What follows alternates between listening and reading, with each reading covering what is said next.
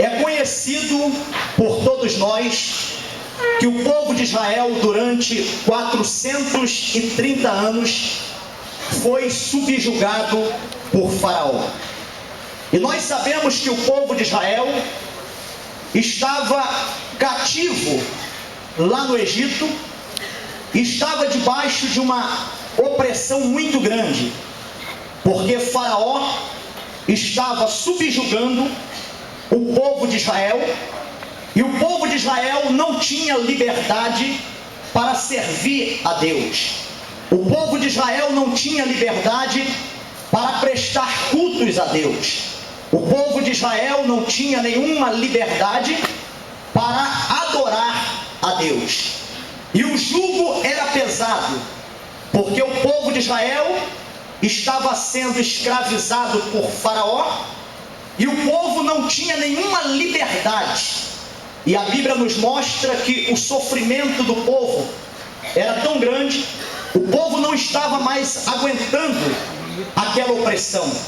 O povo não estava aguentando mais aquele jugo pesado que estava sobre as suas costas. E a Bíblia nos mostra que o povo de Israel, devido ao sofrimento ser tão grande, o povo de Israel clamou ao Senhor para que o Senhor viesse livrar eles daquela escravidão.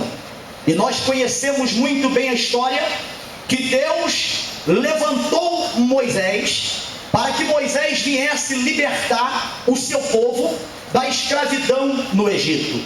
E nós podemos ver na Bíblia Sagrada que Moisés, juntamente com seu irmão Arão, chegou diante de Faraó e pediu permissão a Faraó para que Faraó viesse liberar o povo de Deus, o povo de Israel, para servir a Deus no deserto, para prestar cultos a Deus. E nós conhecemos muito bem a história que Faraó, ele tinha um coração muito duro. E nós podemos ver na Bíblia Sagrada que Deus, ele teve que enviar 10 pragas no Egito para que Faraó viesse liberar o povo de Israel.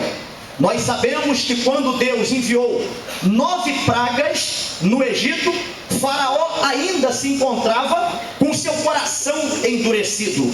Mas na 10ª praga que Deus enviou no Egito, que foi a morte de todos os primogênitos, a Bíblia nos mostra que aí então Faraó deixou o povo de Israel ir, deixou Moisés sair com o povo de Israel do Egito.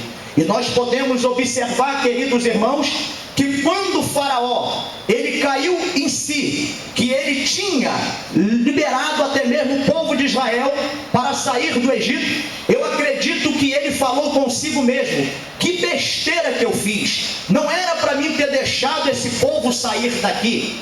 Esse povo estava aqui trabalhando para mim, trabalhando para os egípcios, e agora eu caí na besteira de liberar esse povo para servir o Deus deles no deserto. Então, queridos irmãos, nós podemos observar que o próprio Deus endureceu o coração de Faraó, para que Faraó viesse perseguir o povo de Deus, perseguir o povo de Israel. E nós podemos observar que Deus estava no controle de tudo. Foi Deus que endureceu o coração de Faraó para Faraó perseguir o povo de Israel. Porque por muitas das vezes, queridos irmãos, tem pessoas que não compreendem Deus. E é muito difícil compreender Deus. É muito difícil entender Deus.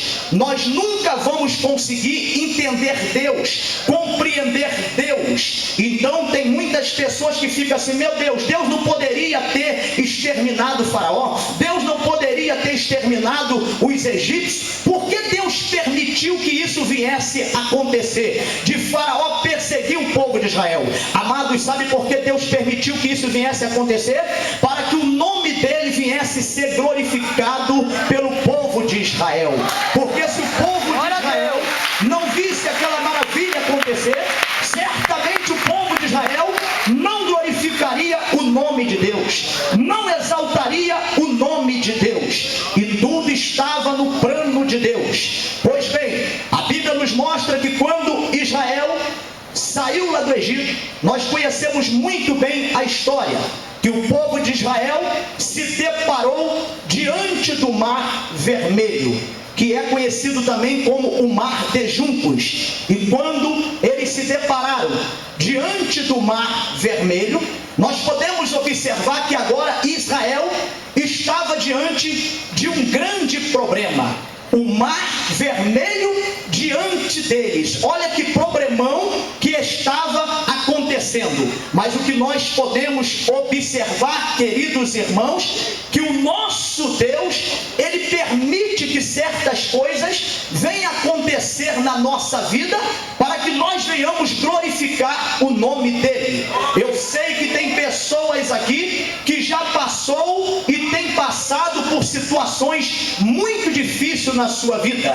Eu sei que nesta manhã tem pessoas aqui que já enfrentou problemas grandes na sua vida, e teve momento que você falou assim: meu Deus, esse problema é tão grande, não tem como esse problema ser resolvido, não tem como esse problema ser solucionado. Mas eu quero dizer para vocês que o Deus a qual nós estamos na presença dele aqui nesta manhã, o Deus que nós estamos adorando a ele aqui nesta manhã, o Deus que nós estamos glorificando a ele nesta manhã, o Deus que nós estamos prestando cultos a ele aqui nesta manhã, eu quero dizer de antemão para vocês que ele é maior do que o meu problema, ele é maior do que o teu problema, ele é maior do que os nossos problemas, e com certeza não existe problema grande para o nosso Deus, porque o nosso Deus, ele resolve qualquer tipo de problema. Agora, todos nós estamos sujeitos a se deparar com um grande problema. Agora, o que fazer quando nós vimos, por muitas das vezes, diante de um problema e que não vemos saída? Porque tem situações na nossa vida que nós paramos e falamos assim: meu Deus, como eu vou sair dessa situação? Como eu vou sair desse problema? Olha só que problemão, meu Deus, como eu vou sair desse problema? Tem situações na nossa vida que nós paramos e ficamos pensando o que fazer diante desse problema. Eu acredito que o povo de Israel, quando eles viram que o mar estava diante deles, eles disseram: que problemão. Olha só, o que vamos fazer agora diante desse problema? O que vamos fazer agora diante desse mar que está diante de nós? Agora que eu quero começar a mensagem, eu quero dizer para vocês, queridos irmãos, que nós devemos tomar algumas atitudes diante de um grande problema. E o que eu vejo aqui nessa passagem bíblica, que é conhecido por todos vocês que estão aí assentados nesses bancos, eu vejo aqui que a primeira atitude que nós devemos tomar diante de um grande problema é clamar ao Senhor. Porque nós sabemos que a Bíblia nos mostra aqui, no livro de Êxodo, no capítulo 14, no versículo 10, que Faraó estava vindo com seu grande exército. E nós sabemos que Faraó, ele aprontou 600 carros de guerras, porque o Egito naquela época era a maior potência mundial, e o Egito era muito respeitado. A nação egípcia era muito respeitada naquela época. E agora Faraó apronta 600 carros de guerras. Em cada carro de guerra tinha um capitão conduzindo aquele carro. E agora, quando o povo de Israel se depara com o Mar Vermelho, e quando o povo de Israel levanta os seus olhos, quando os filhos de Israel levantam os olhos, Faraó estava chegando com seu grande exército. Faraó estava chegando com a sua grande potência. E a Bíblia nos mostra, queridos irmãos, que os filhos de Israel levantaram os olhos. E quando levantaram os olhos, eles viram que a situação estava complicada. E agora a única alternativa era clamar o Deus de Israel. Era clamar o Deus que havia lá do Egito. Eu quero dizer que a primeira atitude que nós temos que tomar diante de um grande problema é clamar o Deus que fez o céu e a terra. Eu sei que você está diante de um grande problema. Esse grande problema pode ser familiar, esse grande problema pode ser conjugal, esse grande problema pode ser financeiro, esse grande problema pode ser na saúde, esse grande problema pode ser na família, esse grande problema pode ser lá na sua empresa, esse grande problema pode ser na área econômica.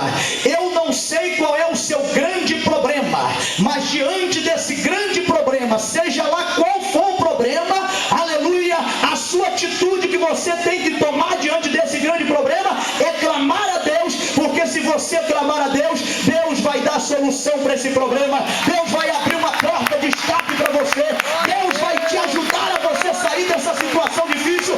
E se você acredita, levanta a tua mão e glorifica o nome do Senhor. Por quê? Diante do problema nós não podemos ficar de boca fechada. Diante de um grande problema nós não podemos ficar calados. Diante de um grande problema nós não podemos ficar de cabeça baixa. Diante de um grande problema nós não podemos ficar de braços cruzados. Diante de um grande problema nós não podemos, por muitas das vezes, abaixar a nossa cabeça. Mas diante de um grande problema nós temos que clamar. A Bíblia nos mostra, queridos irmãos, que a mulher cananeia, ela tinha um grande problema. Qual era o grande problema dela? Era a filha dela que estava endemoniada. Mas o que aconteceu? Quando ela viu Jesus, ela clamou para que Jesus viesse libertar a sua filha que estava terrivelmente endemoniada. A Bíblia nos mostra que o grande problema de Bartimeu era a cegueira dele. E qual foi a atitude dele? Clamar a Jesus para que Jesus viesse curar ele daquela cegueira. A Bíblia diz que o grande problema de Josafá foi as nações inimigas que estavam vindo contra Judá, os moabitas, os amonitas e aquele povo das montanhas de Seir. Qual foi a atitude de Josafá?